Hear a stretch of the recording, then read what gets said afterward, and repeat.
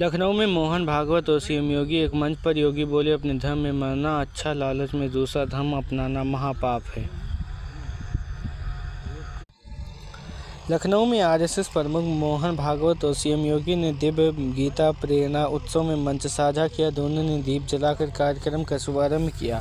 मोहन भागवत और सीएम श्रीमद् भागवत गीता की पूजा की। ज्ञानानंद महाराज ने दोनों को गीता की एक प्रति भेंट की। इसके बाद राष्ट्रीय गीत वंदे मातरम का गायन किया गया।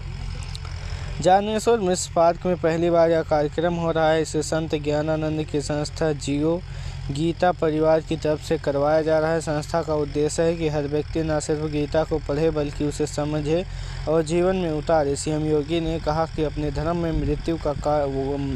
मृत्यु का वर्णन करना श्रेयस्कर है। लालच में दूसरे धर्म को अपनाना महापाप है।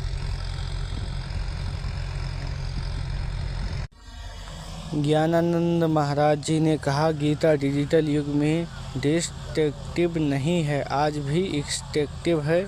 स्मार्ट सिटी तब बनेगा जब इंसान स्मार्ट सिटीजन बनेगा, इसलिए गीता जरूरी है।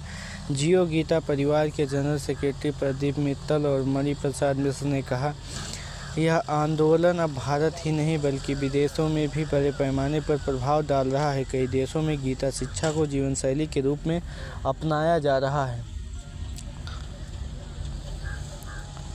दिव्य गीता प्रेरणा उत्सव के पल पल अपडेट के लिए लाइव।